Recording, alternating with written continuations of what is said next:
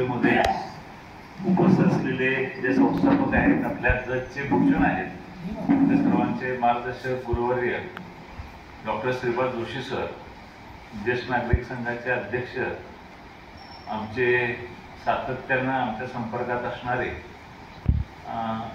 Chavan sir, त्याच्यानंतर व्यासपीठावरील सर्व मान्यवर, आपण सर्व ज्येष्ठ नागरिक बंधू आणि भगिनी, आता नेहमीप्रमाणे स्त्रीरोग तज्ञ झाल्यामुळं बऱ्याचशाच अडचणी, आम्हाला वेळेचा हा एक विषय, आणि ज्यावेळी आम्हाला वेळ असतो त्यावेळी बायका निवांत असतात आणि आम्हाला वेळ नसतं त्यावेळी त्यांना कळा येतात. त्यामुळे आम्हाला हे असं का होतं गणित अजून काय कळलं नाही. ज्यावेळी निवांत असतो त्यावेळी कोणच येत नाही आणि नेमक्या कार्यक्रमामध्ये कुठेतरी गडबड चालू आहे, काय चालू आहे, आपण म्हणत नाही का नेमका पाऊस येतो बघा, तसा बाळपणाच्या काळात आलेले पेशंट येतात. आता सकाळी एक कार्यक्रम होता आमच्या कॉलेजवर आणि झटका आलेले पेशंट आले. कार्यक्रमाला बोलता बोलता तसंच कार्यक्रम सोडला आणि परत परत अटेंड केलं. नीट झाली पेशंट, ती त्यांना व्यवस्थित झाली. आणि आता येता येता बघितलं तर एक बाई अशी तळमळत पोटावर हात ठेवून यायला लागली आणि ह्यांचा फोन आला. आता मला काय माहिती येणार आहे म्हणून.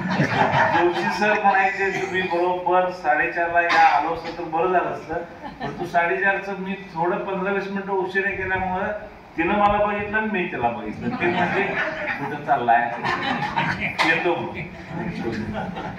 आता असंच आयुष्य आमचं डॉक्टरांचं आहे. आमची दुखणे आम्हाला माहिती. तर तुमच्यासाठी एक महत्वाचं की आमचा मुलगा म्हणून स्त्री रोग तज्ञ झाला नाही.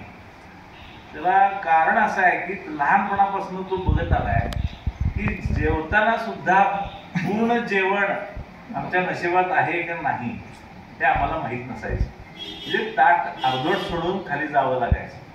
बाळंतपण झालेलं असायचं, सगळं नॉर्मल झालेलं असायचं, अचानक ब्लिडिंग चालू व्हायचं, सगळं सोडून पळत जावं लागायचं. त्या पोरांना बघितलं ना, आमच्या पोरांना आणि मुलींना, की बाबा हे काय धड लक्ष नसते, काय जेवायला आमच्याबरोबर बसते म्हणते, लगेच उठून जाते, पार्टीला जाऊया म्हणते, मध्येच पार्टी सोडून येते. मध्ये एकदा ट्रिप काढली होती फॉरेनची कुठली तरी, तर ते दोघच गेले आणि मी थांबलो इथंच. म्हणजे असे बरेच प्रसंग आमच्या आयुष्यामध्ये आलेले आहेत. ते आमचं दुखणं आम्हालाच माहीत असते. म्हणून आमचं पोरगं शाळा निघालं ते डोळ्याचं डॉक्टर झालं,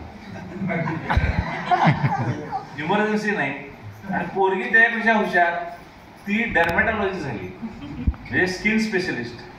स्किन स्पेशलिस्टला काय जास्तीत जास्त काय त्रास आहे, खाजवायचं वाढवलं एवढंच. खरं खाजवतं म्हणून या म्हणून कोण काय फोन करत नाही. पोटात दुखते म्हणून फोन करणारे लोक जास्त.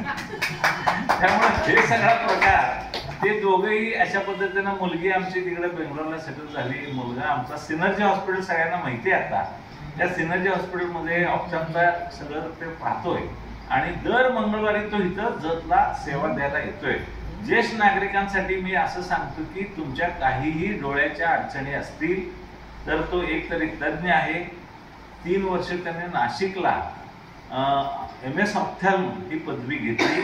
त्याच्यानंतर तो पुण्याला देसाई म्हणून डॉक्टर आहेत, त्यांच्याकडे तो एक वर्षभर रेटायना आणि बाकीचे कॉम्प्लिकेटेड सर्जरी ह्याच्यासाठी तो फेलोशिप असते. ती फेलोशिप तो व्यवस्थित पास झाला.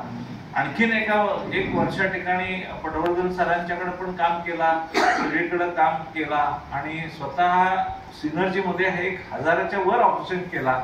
आणि आता त्याला कॉन्फिडन्स आल्यानंतर तो आपल्या जतला रेग्युलर व्हिजिट देतोय.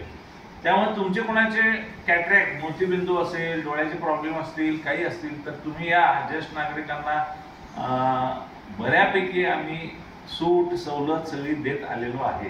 हे चव्हाण सर त्यासाठी साक्षीदार आणि चव्हाण सर कसं बऱ्यापैकी असे चिकट आहेत, ते सोडत नाही, विषय सोडत नाही. ते तुम्ही म्हणला होता असं कुठेतरी काढतील आणि एवढ्यातच करा तेवढ्यात करा, आम्ही पण तशी तयारी आहे आमची. तर ते आमचं पोरगं पण तसं सोशल आहे, चांगल्या पद्धतीचं ते पण ट्रीटमेंट देते. तुम्हाला तेवढीच आमच्याकडनं सेवा घडेल अशा पद्धतीची मी भावना व्यक्त करतो. आणखी भारतीय जनता पार्टीमध्ये आजच मला माझं हे जाहीर झालं की राज्य परिषद भारतीय जनता पार्टी जी आहे त्याचे सदस्य आणि भविष्यामध्ये कार्यकारिणीमध्ये पण पदाधिकारी म्हणून पण माझी निवड होईल असं एकंदरीत चित्र आहे. आणि तुमच्या सर्व ज्येष्ठांचे आशीर्वाद जर स्ट्रॉंग असतील, ताकद जास्त असेल, तर विधानसभा इलेक्शनच्या वेळी जर सातत्यानं असं म्हणलं गेलं, सगळेजण म्हणत गेले की 1 मत 2 आमदार, तर एक तरी आमदार आपण विधानसभेचा गोपीचंद पडळकरांना पाठवलेला आहे, दुसरा आमदार आम्ही वेटिंग लिस्टवर आहे. तर माझ्या अनेक बैठका पण झाल्या. तर तुमच्या सगळ्यांच्या आशीर्वादाची गरज आहे. जोशी सरांचे आशीर्वाद तर कायम असतातच, तर तुम्ही पण त्याच ताकदीनं जर आशीर्वाद दिला तर विधान परिषदेवर आमदार म्हणून पण माझी एवढी आता अपेक्षा राहिली. आता नाहीतरी बाकीचं आम्ही सगळे उद्योग झाले. आता 500 बेडचं हॉस्पिटल झालं, सिमेंट कॉर्पोरेशनचं डायरेक्टर झालो, 600 मुलं आता माझ्या नर्सिंग कॉलेजमध्ये शिकतायत, BMS कॉलेज झालं, PG इन्स्टिट्यूशन झालं, पतसंस्था झाली, सांगलीला एक नर्सिंग कॉलेज काढलं मी. आता बहुतेक काढायच्या सगळे उद्योग संपले जातात. आता फिजिओथेरपी एक माझ्या डोक्यात आहे. फिजिओथेरपी काढलं तर उद्या मी ज्यावेळी आता ज्येष्ठ नागरिकांच्या वयाप्रमाणे आलोयच तुमच्यामध्ये, म्हणून तर एवढं फ्रीली बोलतोय आणि हक्कानं बोलतोय. वाटत नाही 60 झालेत माझे पूर्ण, 61 माझे संपले. तर हो वाटत नाही नाही आम्ही 50-50 धरून चाललो. त्यामुळं आज ना उद्या तुमच्या या संघटनेत यावं लागणारच आहे. इच्छा असू दे नसू दे, उलट संघटनेत येण्यासाठी तर आयुष्य वाढेल हो. ते पण चांगलंच आहे संघटनेत येणं. नक्की. त्यामुळं या संघटनेबरोबर अनेक तुमच्या काही अडचणी असतील, काय असतील, तर आपण तयार आहोत आणि अशाच पद्धतीचं तुमच्या सगळ्यांचं सहकार्य, आशीर्वाद असंच माझ्याबरोबर राहतील अशी अपेक्षा व्यक्त करतो.